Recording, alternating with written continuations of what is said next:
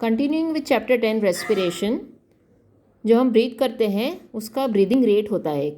In 1 minute we are breathing almost 15 to 18 times. That is called the breathing rate. हम 1 minute में कितनी बार सांस लेते हैं उसे हम ब्रीदिंग रेट बोलते हैं. और जो हम ब्रीथ करते हैं, आपने देखा होगा आपके नोज़ में छोटे छोटे बाल होते हैं. वो नोज़ में हेयर क्यों होते हैं? ताकि कुछ भी कचरा है, डस्ट है, वो वहाँ पे उन बाल में अटक जाता है and it does not go inside your lungs. So it is type of a filter in your nose, but sometimes dust or some other particles go inside and then we start sneezing, या हमारे lungs में infection हो जाता है या सर्दी खांसी होती है. So that is the reason you should keep your nose clean. Now coming back to your respiration part, what is cellular respiration? There is a question also which I have marked. जो भी हम breathe करते हैं वो हमारे body में, I have said, uncountable cells बने हुए हैं. वो ऑक्सीजन हर सेल में जाता है, तब वो सेल्स ग्रो होते हैं और हमारे बॉडी को एनर्जी देते हैं और ब्लड सर्कुलेशन को अच्छा रखते हैं. That keeps us healthy. That is why in yoga we are said to do pranayama and other things so that maximum oxygen can reach every cell of our body. As our body is made of so many cells, it becomes a bit difficult nowadays in days of pollution. So we should try to always have some deep breathing in the morning. Now in this cellular respiration, there are two types of respirations. One is aerobic respiration and the other is anaerobic respiration. Now in aerobic respiration what happens, जो हम normal breath करते हैं oxygen use करके, जो हमारे अंदर food होता है, खाना खाते हैं, वो फूड ग्लूकोज में टर्न होता है थ्रू दिस ऑक्सीजन या एरोबिक रेस्पिरेशन. तो वो हमें एनर्जी देता है, वो अच्छा होता है हमारे बॉडी के लिए.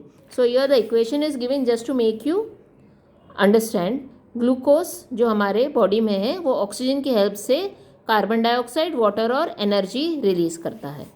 That is the normal process जो हम लोग ह्यूमन बींग्स में होता है.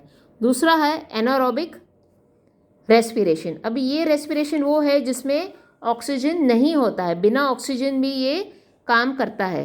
तो बिना ऑक्सीजन जब फूड ब्रेक करता है बॉडी में, ये मोस्टली दूसरे ऑर्गेनिजम्स में होता है, तो वो हमारे बॉडी में क्या प्रोड्यूस करता है? Alcohol, CO2 and energy. तो that is not good for your body. Now there is a bacteria called yeast. आपने यीस्ट सुना होगा, जो ब्रेड में या पिज़्ज़ाज में बनाने के लिए यीस्ट यूज़ की जाती है, या यीस्ट मोस्टली वाइन और बियर वगैरह बनाने में यूज़ की जाती है. Why yeast is used? Because yeast is produce through the anaerobic respiration and it contains small amount of alcohol. So when it is kept in some other substance, it creates a lot of alcohol. That is why some organisms like yeast, they are doing anaerobic respiration. अभी हमारे body में हम लोग कितनी बार exercise करते हैं, walking, running या some playing games और something, then you have must have seen that your breathing rate, respiration rate, आप बहुत फास्ट ब्रीथ करते हो. जब हम फास्ट ब्रीथ करते हैं तो हमारे नोज से हम जितना ऑक्सीजन लेते हैं that is not sufficient for our body. तो हम एक्स्ट्रा ब्रीदिंग हमारे से होती है. उस टाइम पे हम एनारोबिक रेस्पिरेशन करते हैं.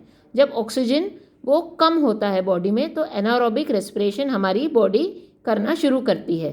तो जब ये होता है, तो जब इनसफिशेंट ऑक्सीजन मिलता है, CO, जो हमारा बॉडी में ग्लूकोज, मतलब जो फूड है उसको हम ग्लूकोज कहते हैं, शुगर, वो ब्रेक होना शुरू करता है और हमारे बॉडी में लैक्टिक एसिड को प्रोड्यूस करता है. You can see lactic acid एक एसिड है जो काफ़ी चीज़ों में, जैसे दूध, दही वगैरह में भी होती है. वो एक टाइप की गुड बैक्टीरिया है, वो हमारे बॉडी में प्रोड्यूस होना शुरू करती है.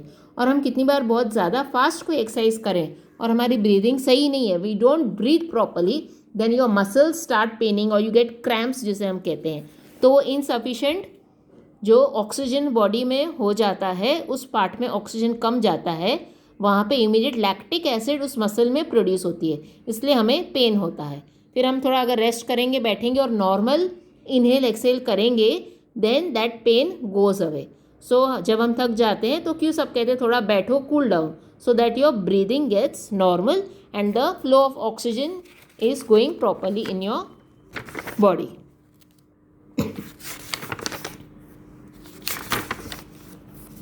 Now different, when you inhale air, we are inhaling 21% oxygen and exhaling 16.4 oxygen. मतलब जब हम ऑक्सीजन लेते हैं तो वो 21% होता है, और जब हम छोड़ते हैं तो सिर्फ हम 16% छोड़ते हैं, दैट मीन्स हमने बाकी का इनहेल बॉडी में ले लिया है। और जब हम CO2 इनहेल करते हैं इट इज़ 0.04 और जब हम छोड़ते हैं इट इज़ 4.4, मतलब लेते कम है छोड़ते ज़्यादा हैं। तो हमारे बॉडी में अंदर जो 4 कार्बन डाइऑक्साइड भरा हुआ that also is given out, so the rate of releasing CO2 is more, that is 4.4%.